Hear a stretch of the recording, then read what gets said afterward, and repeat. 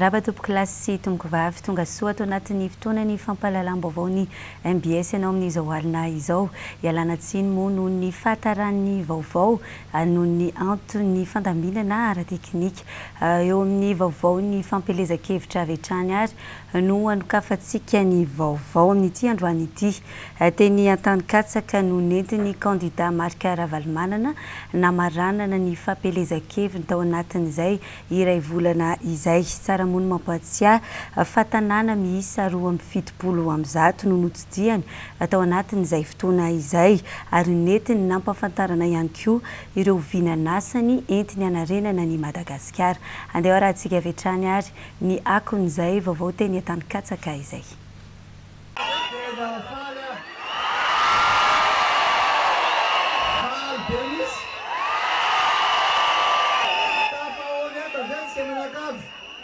Tena nitia faradok andro zany ity farany dia tsy sina zany reny dady androany vita folo koa dady androany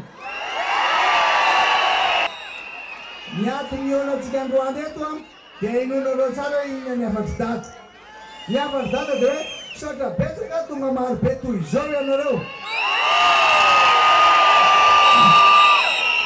fa mbola misaotra betsaka koa ny fatokavanareo amin'ny alarobia.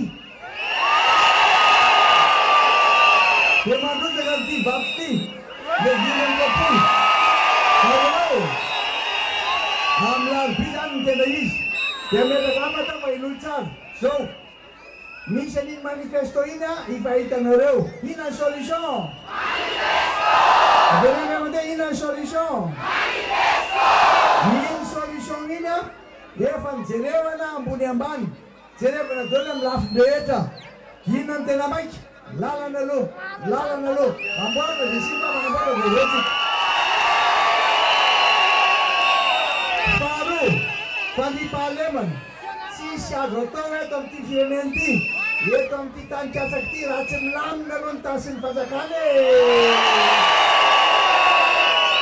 dia tsy maintsy apetaka koa ilay fitsarana tena fitsarana marina mba hananany vahoaka antoka, mba mahatoky azy ny vahoaka. Mahatoky simina aho fa aravoany fitsarana ary tena tsy maintsy izay no ataontsika mipetraka tsara amin'ny toerana maizy azy manana masony mampitsara azy ireo mpitsarareo ary nina koa ny mpitandro ny filaminana manana fitaovana ilainy ary tena ajain'ny olona sy tena apetraka ny olona maizy azy lamina ny tany sy firenena dada koa etsan-daniny tonga dia hamoaka lalàna mihitsy milaza hoe tsy izany io mahazo mivoaka ny venena zany mba hoanitsika voatsika hainao venena tena mahero a dia vity zay rehefa velona ihany tsy maintsy jerevantsika ireo olona tsy salama ireo olona mila fanampiana momba ny fitsaboana milaza eto fa tsy maintsy ataontsika moa zay tena hasalamany olona.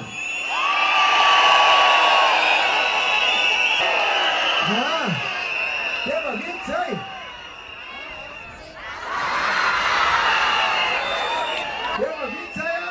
dia raha asina x anaovana asina x asina iny manamarika fa hoe tena mifidy an-dady nareo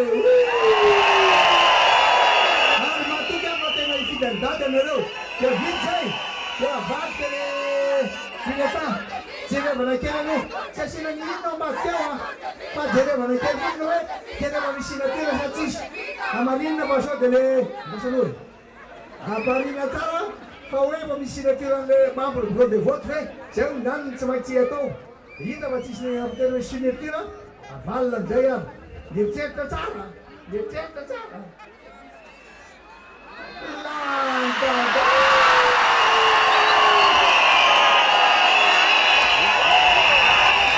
Akoatr'ireo tanàna 270 moa izay notsidiany dia tamin'ity androany ity dia mbola niampy 10 izany hoe 220 raha fehezina zany no tanàna notsidian'ny kandida marika Ravalomanana atao anatin'izay iray volana izay.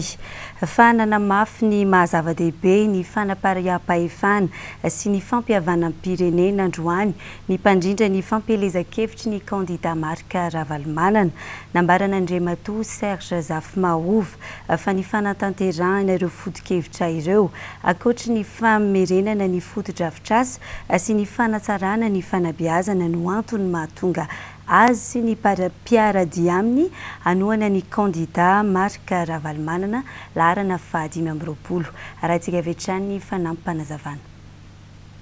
Miaraba ampihany rehetra manerana Madagasikara.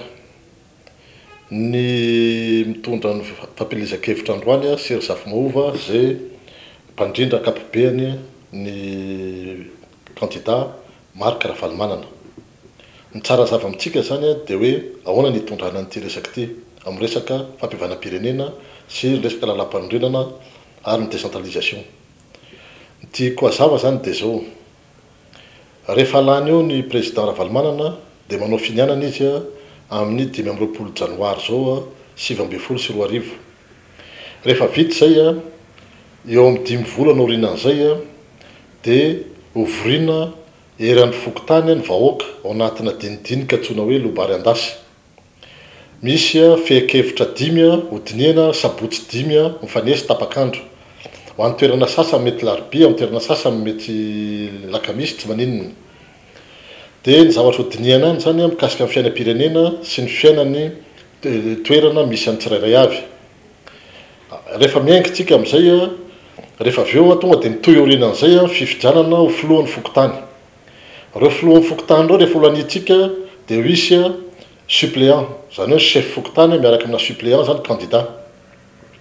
Rehefa lany ny chef fokotany izay hovidian'ny vahoaka zany mivatana dia reo olon'ireo ivory ao anivon'ny district dia mifidy ao anatiny chef fokotany mifampifidy zareo olona roa handrafitra ny conseil national de réconciliation zay matimatesany ny ray aman-dreny professeur Albert Zafy.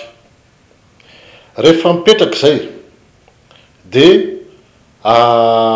ny tsara fatatsika ny ray aman-dreny ny FFKM no iangaviany filoham-pirenena marika ravalomanana hoe andray an-tanana ny processus rehetra mandra-pahatonga le fametrahana manomboka aty amin'le fivoriam-pokotany atao zany mandra-pahapisany le bureau permanent ny conseil national de réconciliation.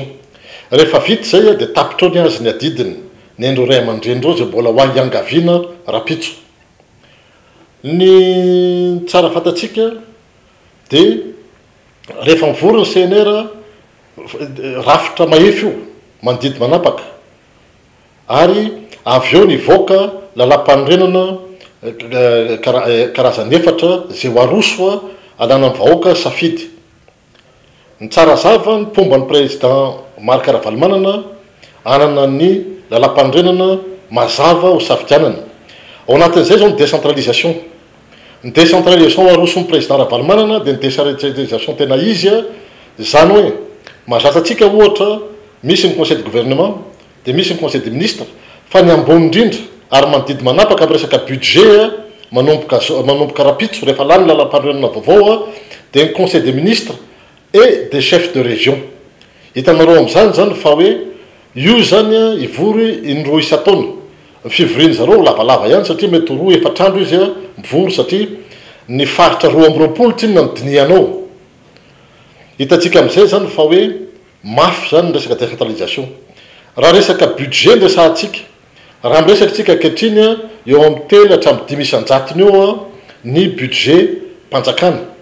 Fa tsika zany hiezaka hoe ho tonga anatin'ny hatrany amin'ny 500 eo anatin'ny 3 taona. Zay zany ny fipetraka le izy amin'ny akapobeany. Ny tsara zava amintsika dia zao.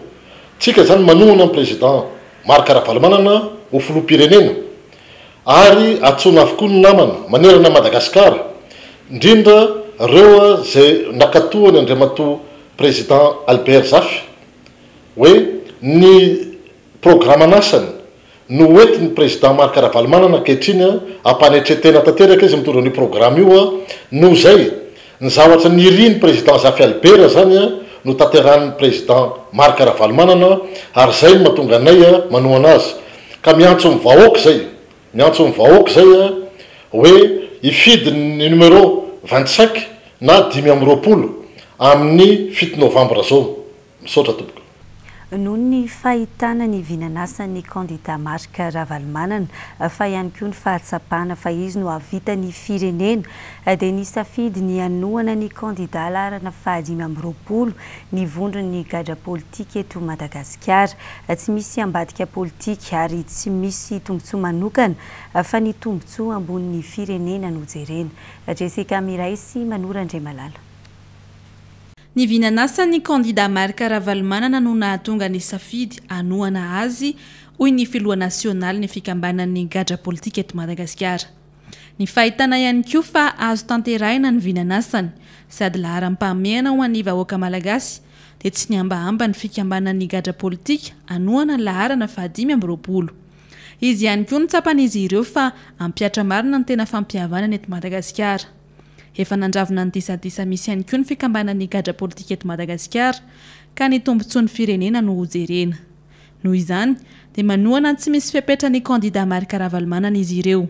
Tsy misy ambadika politika na tombotsoa azy ireo manokana. Raha ny fanazavan'ny filoha nasionaly n'ity fikambanany ity hatrany Rakotomalala Henri na Riribe dia nafionana tamin'ny kandida marika Ravalomanana aza tsy mbola nisy fa natsapa fotsiny izy ireo fa izy no ilain'ny firenena. Vondrona iraisam-pirenena maro zao no efa tonga eto Madagasikara anara-maso ny fifidianana ny alarobia ho avy izao. Taorian'ny fanambaran'ny SADC fa hiditra an-tsehatra amin'ny fanara-maso ny fifidianana izy ireo dia ny vondrona Afrika sy ny OIF ary ny PNUD androany no nanambara fa anara-maso ihany koa ny fifidianana.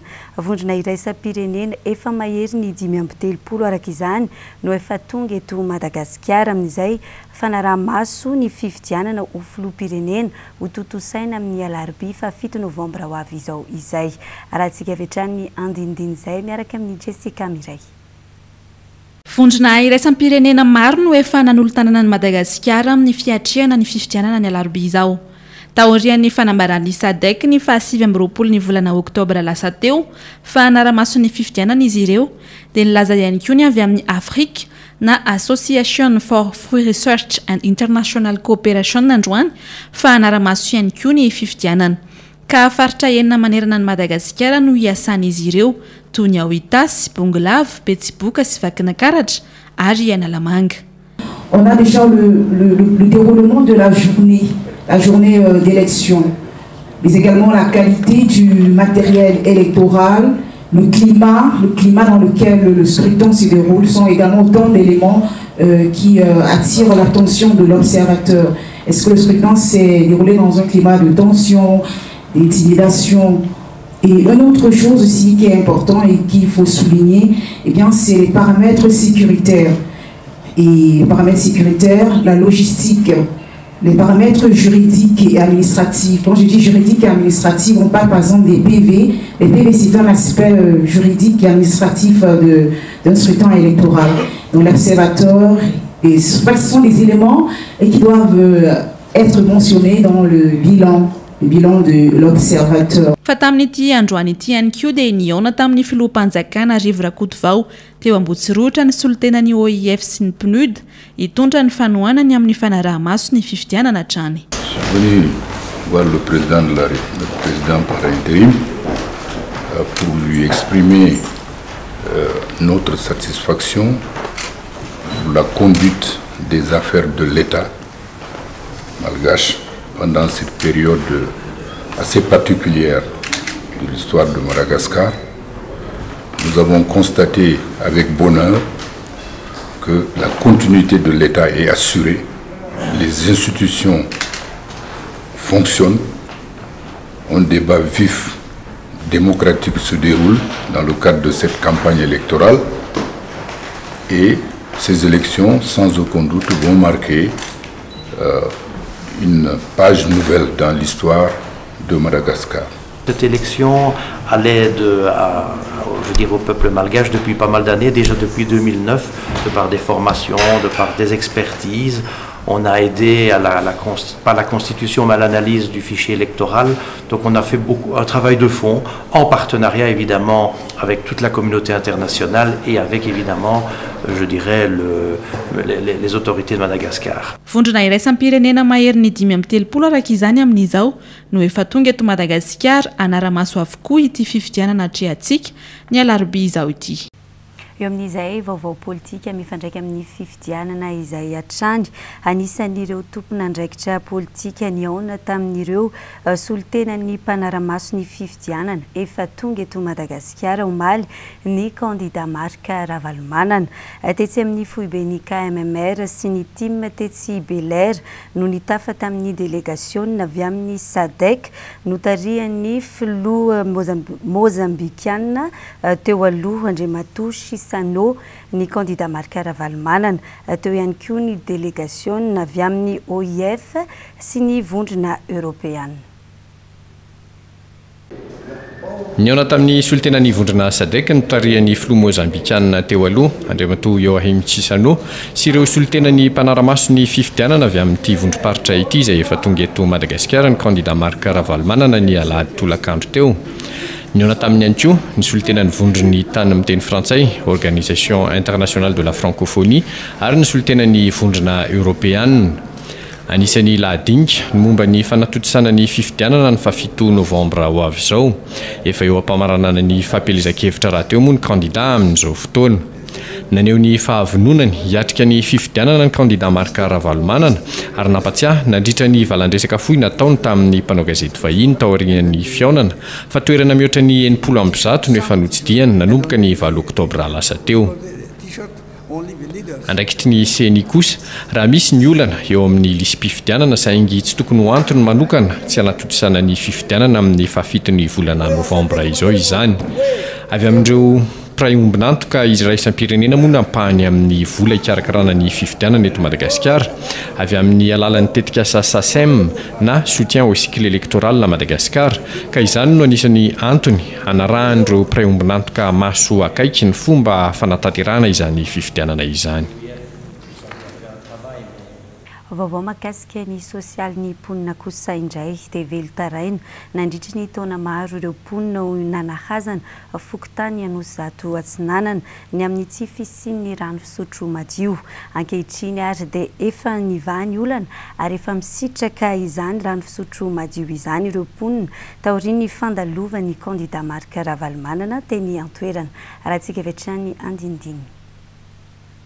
Faly ny mponina fa nahazo rano fisotro madio ny tao amin'ny fokotany faritra nanahazana Vaovao Alatsinainy. Efa tamin'ny taona 2010 no efa natsanga ny mpitondra teteza mita ny pompondrano tao antoerana tsy nisy ny rano nandeha akory tamin'izany fa dia trano foana fotsiny no nomenan'ny mponina. Raha nandalo tatiny Ravalomanana tamin'ny 20 septembre dia nahita ny zava-misy ety fotodrafitrasa izay nilazaina taminy fa hatramin'ny 7 ny teo hoe ho atao pompondrano nefa mbola tsisy rano nito samy nandalovana rehetra mba mahagaga ihany hoe najoro fotsiny le izany kanefa inona moa nanazy raha tsisy rano teo. Rehefa nandalo teny antoerana nefa ny candidat marka Ravalomanana dia nangataka tamin'ny mponina tao antoerana fa mijaly izy ireo noho ny tsy fisiany izany rano fisotro madio izany ao amin'ity faritra ny boriboritany faha-efatra ity.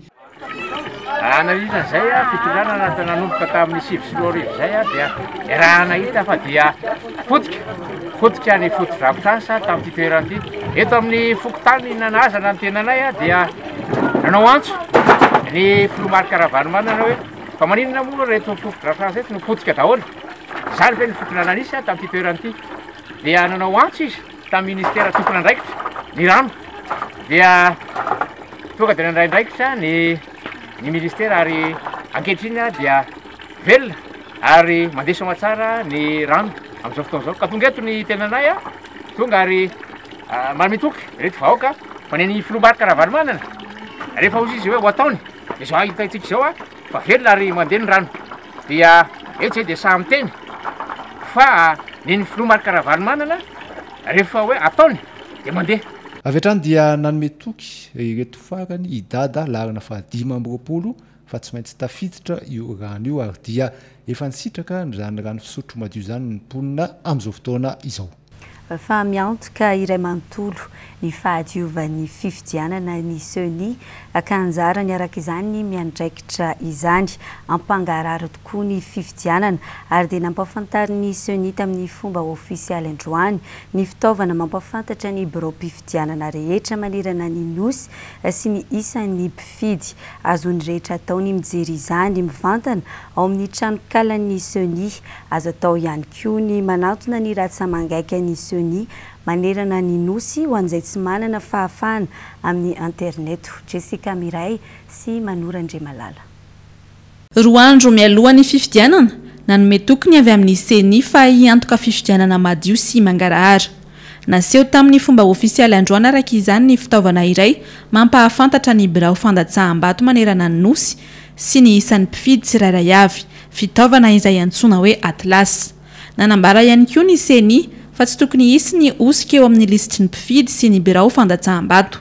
Azo ny rehetra atao araka izany ny mijery ity fitaovana ity ao amin'ny tranokalan'ny SENI. Ho an'izay tsy manana fahafahana mijery amin'ny internet kosa dia misy ny boky miandraikitra feno ny isan'ny birao fandatsaham-bato manerana ny nosy izay mipetraka amin'ny ratsamangaika ny SENI manerana ny Madagasikara. Raha ohatra tsy manana site web le olona zay no mahatonga an'le hoe ity zany dia any amin'ny ratsamangaika ny SENI misy an'ity tsirairay. Ty boky ty zany azo avadika ohatra zao raha tonga dia manome ohatra antsika ako misy zao hoe amin'ny premier arrondissement izao Fokotany Antotapenaka 2 district premier arrondissement dia io zany zao ny cartographie iny somary miloko mavomavo iny volotany iny dia ao anatiny io dia mazava be fa misy an'ireo le centre de vote ty zao secteur 3 dia ato anatiny ty zany misy centre de vote dia reo zany no afahana mijery hoe ao anatin'ny centre de vote misy bureau de vote firy. Mikasika ny resabe fa azo ataony mifidy ho an'ireo olona tsy misoratra ao amin'ny lisy mpifidianana kosa indray dia nitondra fanazavana ho androany SENI ka nandiso izany. Tsy misy olona mahazo mifidy raha tsy misoratra ao anaty lisy mpifidianana araka ny lalàna 724 tsipika aotra valo.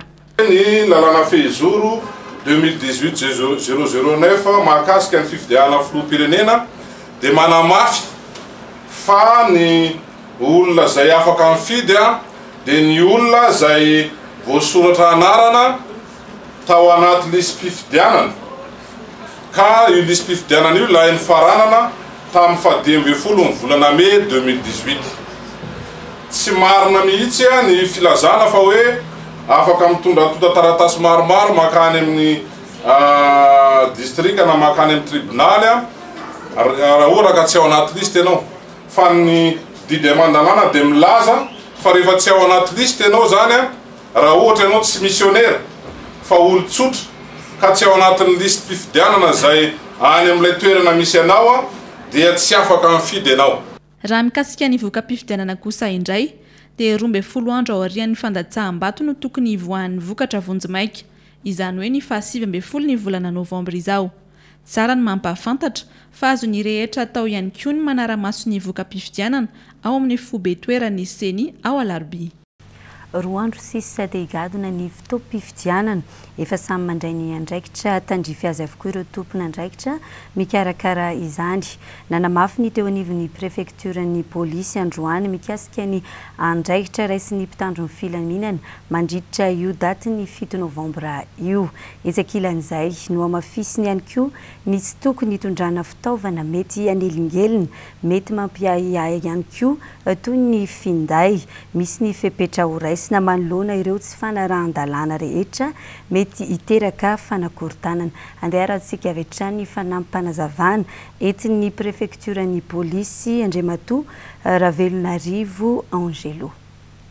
Izy io raha tsy maintsy andraisina dia tsy azon'ny force atao zany ny miditra any bureau de vote surtout arany fa ny président bureau de vote ihany no manana an'le hoe manao an'le police du bureau de vote. Zay zany tsy midika hoe tsy miditra mihitsy force fa sur réquisition amin'ny président du bureau de vote zany vo afaka mintervenir ny force efa misy fandaminana zany efa napetraka mba isin'le communication entre ny président bureau de vote sy ny force ka zay zany ny fandaminana voalohany zay tsy maintsy misokatra mienina pila tsy latsaka ray segondra tsy mihoatra ray segondra fa tsy fisokafany dika mety anakorotana satria mety misy rehefa midimina de filahatra ka raha mifito amin'ny valo isokafanao bureau de vote iteraka korotanao zay zany tsy maintsy baiko tsy maintsy navoaka tandroa zay ny voalazan'ny lalàna amin'ny article 181 amin'ny 2018 loi organique 2018 008 les lectures en public zay ataony lehibe ny fokotany io zany le lendemain natao amin'ny folo mitovy daholo ny district rehetrarehetra amin'ny folo zany io no atao lecture en public ny déroulement ny vote rehetrarehetra. Vaovao ny fanatanjahantena kosa no entina anakatonana ny fotoana ho amin'ity androany ity. Tsy tontosa ny fifidianana ho filohan'ny Fédération Malagasy ny baolina kitra saika ho tanterahana androany. Tsy mivoafaritra ny toerana naovana izany ny Fédération ka antony nanafoanana indray ny fifidianana ho amin'ny androany. Nisy ny fiaonan'ireo filohan'ny ligue tamin'ny CENI, ny CAF, ny FIFA sy ny ministeran'ny fanatanjahantena androany nijerena vahaolana aingana. Ezenkilany tsy nankasitraka ny mety hoendrika sakana tsy ahafahan'ny Barea miatrika ny kanina ireo mpity baolina kitra. Nasehon'izy ireo tamin'ny alalan'ny filanjana Sorabavety manoloana ny kianja amin'ny tafin'ny Mahamasina izany androany. Edena Eliasy Manora Remalala.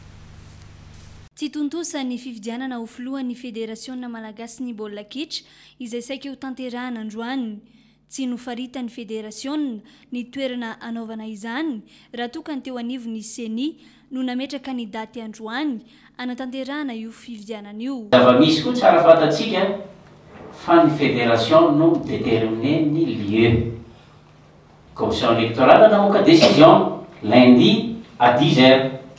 Sorona zareo satria fanetretena lehibe zany ary fasahina mandeha andraikitra agnatin'ny lalàna izay mifeny baolina kitra. Ny Fédération zany hatramin'izao tsy namoaka ny lieu. Dia araka ny fivorena ndreto moa zany ny CAF sy ny FIFA ny émissaire zany andeha ody satria tapitra ny team atao de 10 jours zay nataon'jareo dia andeha ody zareo fa niandry élection tamin'ny folo zareo zany dia efa tsisy dia andeha zareo. Petraka manoloana izany ny AIA ho an'ireo mpity baolina kitra sy ireo filohan'ny ligue misa 400 izay tonga niatrika ny fiaonana teto amin'ny kianja amin'ny tafin'ny Mahamasina. Ny tena olana amin'ity zavatra ty ary ny tena aiainay reto dia hoe raha sanatsika ka sy vitandroany ka ny fifidianana dia hoe mety ho disqualifié sika. Zay ny sosinay reto ka zay zany reto mba tena ataka fanazavana hoe raha sy vitandroany ve ny fifidianana mety ho isazy ve hiatsa amintsika na mibary ahy dia raha sy misy izy dia mety ho vina nytokotro farany tokotry anatanterahana ny fifidianana io. Tsy tompony fanapa-kevitra mikasika izany anefa ny eo anivon'ny ministera ny fanatanjahantena tsy mbola fantatra mazava na ho voasazy ny malagasy na tsy eo amin'ny tontolo n'ity baolina kitra ity. Eto zany tsika aloha dia tsy afaka miteny hoe misy ny sazy na tsisy ny sazy na hoe inona fanapa-kevitra ny FIFA ny antony. Na le solotena FIFA teto ara dia observateur tsy izy lao mpanapaka. Na zareo raha ny teny hoe tsy afaka se prononcer ao anatin'izay rehetrarehetra zay fa ny fatatra kotsiny amin'ny ankapobeny dia tokony hizotra ny fifidianana dia hijery vahaolana ihany koa zany zareo FIFA hoe ampifandrindrana ny fanapa-kevitra eo anivon'ny Fédération sy ny décision zareo resin'zareo zany teo aoriany dia tsy fahatanterahana izy tamin'ny folo. Raha tsy ivona efa nisabotsy teo no saika anatanterahana ity fifidianana ity tany Sambava saingy ny atondray zany no ny antony tsy mazava.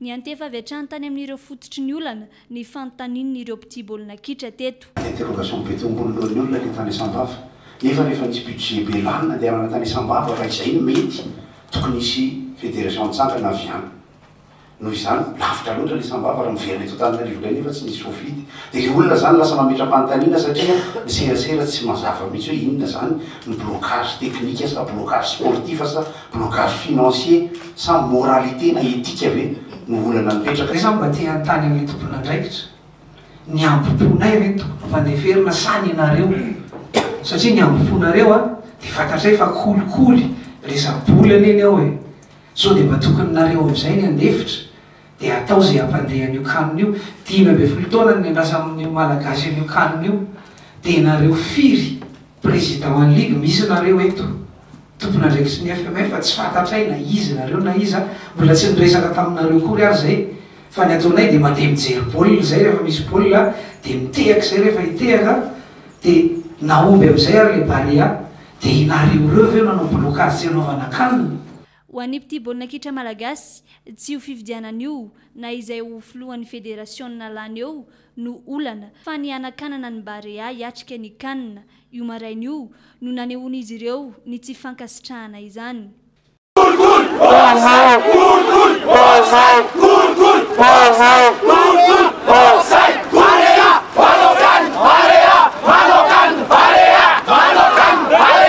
atreto aloha zany dia tsy mbola misy ny marimaritra iraisana tsy mbola fantatra ihany koa ny fitsoana anaovana ny fifidianana izay ho filohan'ny fédération malagasy ny baolina kitra izay dia izay vaovao ny fanatanjahantena izay ihany koa ary no entina maranana ny vaovao amin'izao alina izao ankasitrahana tompolasy tongovavy ny fanarana izany hatramin'ny farany mametraka ny veloma mandram-piona ary manome fotoananao amin'ny rapitso izao indray